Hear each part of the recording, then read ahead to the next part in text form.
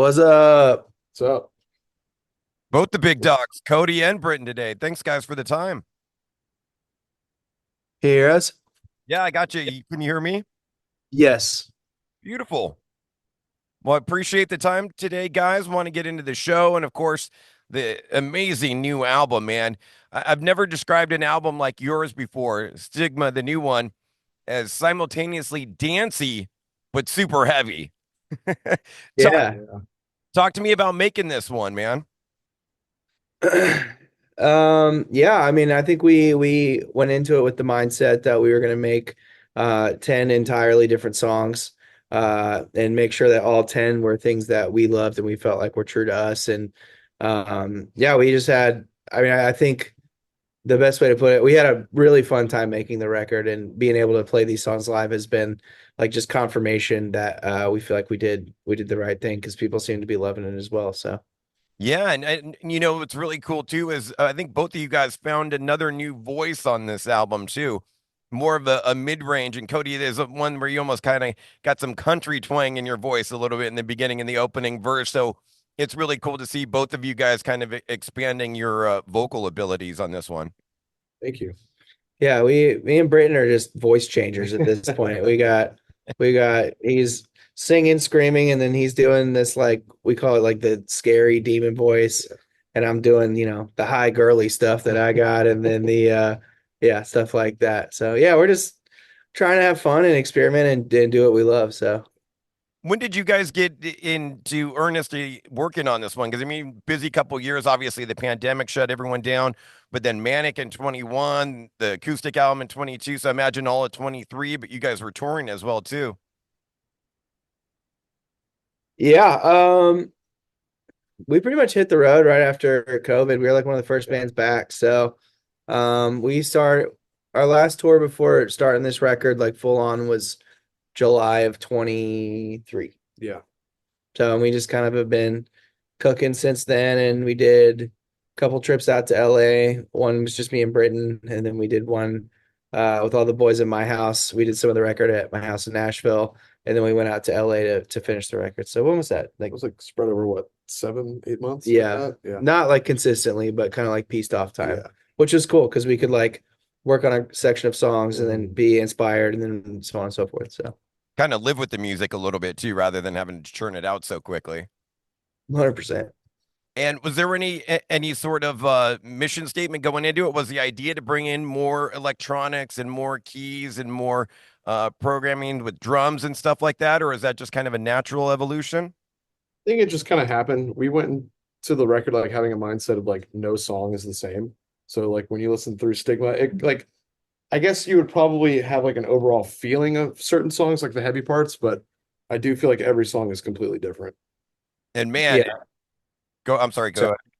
yeah, I mean, I think when it comes to like producing out like rock music in general, like electronic has always been where the most growth happens. You look at bands like Linkin Park and Limp Bizkit that started, sampling things or, putting like 808s or stuff in their music. And I think it's a good way to make rock music like more current, if you will, and kind of more easily accessible to maybe the not the average rock listener. So I feel like it is a cool way to like blend worlds and get people more into like nails or manic or whatever. Like Mhm. it's got super heavy riffs, melodies and stuff, but it's also got like credible like beats if you're into like hip hop or like was it funk or Yeah. like all these different genres of music that are like all that we also love. So Mhm. it's just kind of a way to like tie everything together and make our band more than just whatever people think this part of whatever box they put us in. You know what I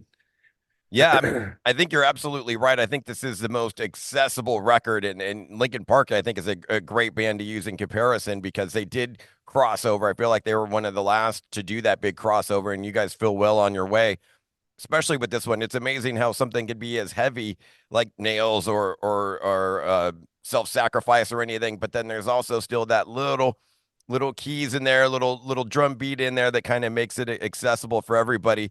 And man, I would imagine now, moving on to the live set a little bit, the show's about to start. It's got to open every song from every concert from now on, right? Maybe. Yeah, It's a good one for sure. it's super fun. It really lights off the show in a cool way and a unique Yeah. way for us. We always like come out. I mean, we've been opening with like Stitch and Yeah. like Just guns blazing. yeah, and this is like a really different way to open a show, but when it actually like the whole song's an on-ramp, so when you finally get to like take off, it's like, Yeah. okay, we're going. Well, transitioning into the live show a little bit. So happy you guys are returning to SoCal. Going to be at the Fox Theater in Pomona on Friday, October the 25th. And really cool to see, it wasn't that long ago that you guys were at the Glass House in downtown Pomona, the club, back Oh in yeah. October of 2019. Here we are, what, 5 years later, and you've Yep. graduated from the club to the theater, which is awesome to see and got to feel amazing for you guys, all the hard work over the past few years. Absolutely. Yeah, we're stoked. We love Pomona. We love that whole area of, like central California. Is that the way you would say it? Southern or it'd be SoCal. SoCal. So yeah, SoCal, yeah. Yeah, we love that whole area. So we're excited. And great lineup you guys put together with Era, Fame on Fire, and Throne. I mean, I think Era certainly it matches you guys with the metalcore, and then they incorporate a lot of keys, and then Fame on Fire. I'm sure you guys know from Florida, hometown boys, right? Yeah. And then Throne out of Sweden, so one Always. international band thrown in there Yeah. too.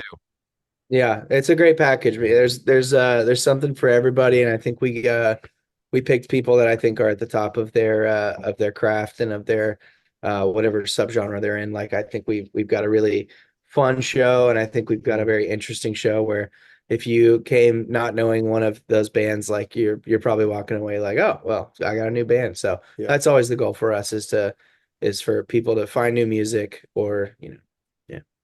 I love it, love it, and those guys kind of represent you guys in a way too. Fame on Fire with the catchiness, Arrow with the heaviness and the keys and everything. So it's kind of all bits and pieces of what you're going to bring to close out the show. And imagine Yeah. we're doing 4 or 5 songs from Stigma in the set. 8. 8. Yeah. Wow. But two, Yeah. yeah. Almost the whole record. We Damn. say everything every night. Yeah. Damn. Well, I mean, you guys did that with Pressure too on the headline tour. You guys were doing that one pretty much in its entirety, so it makes sense. Evan, I think on that one. Yeah, Yeah. we're playing 18 songs, Yeah. and it still is only an hour and 9 minutes. Back to back. Back to back to back to back to back. So is it like the album and then like a little greatest hits set after towards the end, or is it all interspersed? It's still pretty good.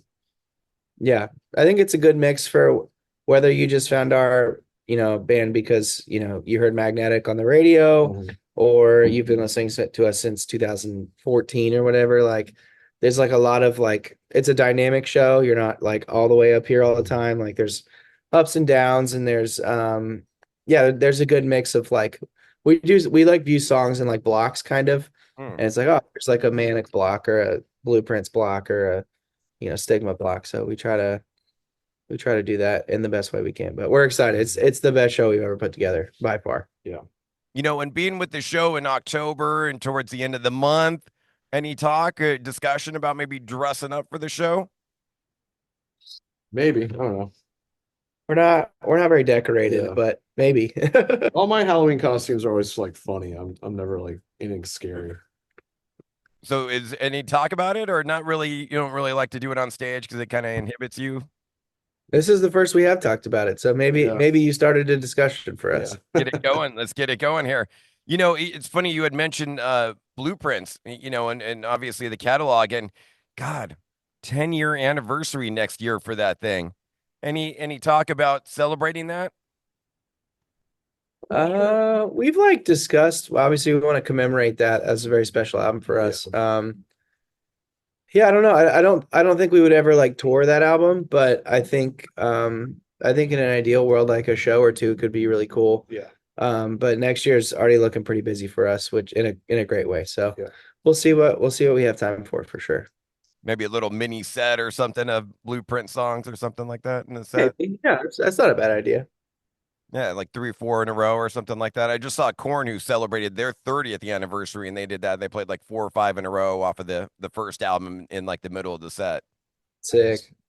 Cool way to celebrate that. And dude, and just finishing up, Cody, I know you guys, you and Matty Mullins are super tight and neighbors and always grilling and doing stuff together.